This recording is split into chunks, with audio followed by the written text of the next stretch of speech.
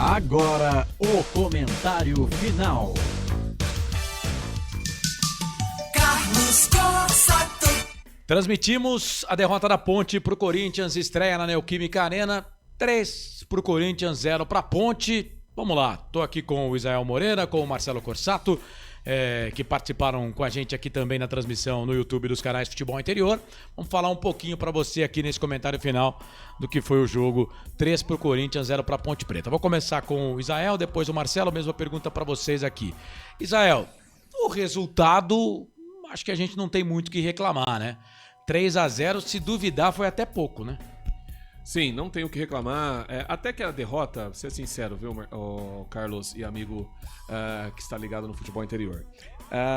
O resultado hoje é o menos importante, porque a derrota para o Corinthians fora de casa, até acho que você mesmo disse isso durante a transmissão ou no final da jornada, de que a derrota para o Corinthians, até com o time, que os 10 jogadores que seriam inscritos, contratados e que não foram inscritos, também seria uma derrota normal para o Corinthians. O futebol, claro, a estratégia que o Marcelo adotou foi uma estratégia de deixar a bola para o Corinthians, deixar o Corinthians jogar. A Ponte tentava retomar essa bola e rapidamente sair para o contra-ataque, ou aquela transição, como o próprio Elvis disse na entrevista do intervalo. A Ponte errou muitos passes, perdeu muitas bolas quando ela tinha posse para tentar sair da retomada para o Corinthians. Tanto é que o Corinthians teve se sobressaiu sobre a Ponte, porque a Ponte não conseguia sair com essa bola lá de trás. E olha, o Corinthians também errou alguns passes na construção. A Ponte entregava essa bola a todo momento para o Corinthians.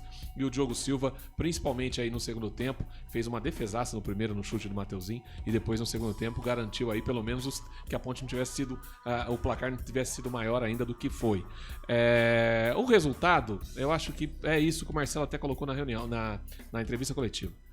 Hoje não tenho muito o que falar do resultado. É claro que o torcedor ponte-pretano é chato, é ruim perder para o Corinthians de 3-0, não tendo assim praticamente, tendo poucas chances de oportunidades de gol. O próprio Marcelo, você vê, o Marcelo Fernandes nem do pênalti falou na entrevista. Então para eles também não pode ter achado que estão... E não interferiu no resultado.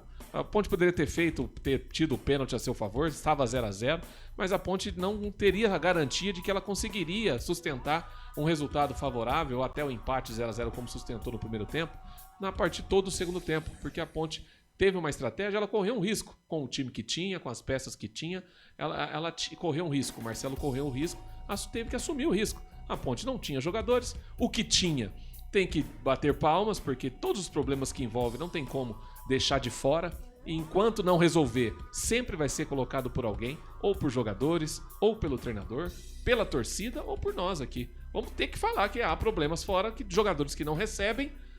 Você vai cobrar o que desses atletas há 7 meses sem receber? Ou 6 meses, já que pagou 1, né? E tá 6 atrasados.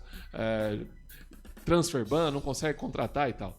Então, o jogo em si, o resultado, pouco importa. A Ponte poderia ter tomado mais. O Marcelo disse aqui, não fosse o Diogo, pudesse ter sido 5 ou 6. Se o Corinthians tivesse tomado os 2 gols, o gol que foi anulado e tal, 5, sair com 5 nas costas aí. Mas, graças ao Diogo, 3-0, por incrível que pareça, o resultado não tem muito o que falar. A Ponte não fez para ter um resultado diferente. Precisa, urgentemente, mais uma vez, a diretoria ponte-pretana, quem comanda o futebol, quem administra o clube, precisa urgentemente resolver essa pendência com os jogadores, pagar esse bendito desse transfer ban, e a Ponte consiga. Isso não é garantir que a Ponte, com os 10 jogadores que já não treinam mais desde quinta, já não estão treinando mais, né? Então voltaria a segunda-feira amanhã e teria que treinar se o transfer ban for pago para poder entrar na quarta-feira contra o Velo Clube. Isso também não é garantia de vitória, mas assim como nós estamos falando aqui que é necessário e urgentemente que a diretoria resolva, o torcedor da Ponte precisa novamente fazer a sua parte, porque vai precisar, a instituição, não é o presidente, não é o vice, não são somente os jogadores, mas a instituição precisa cada vez mais e vai precisar ainda mais na quarta-feira do apoio da sua torcida. E aí, Corsato, 3-0, resultado pro Corinthians. Justo o resultado, tudo isso que o nosso professor Israel falou realmente é o que acontece, o que aconteceu no jogo.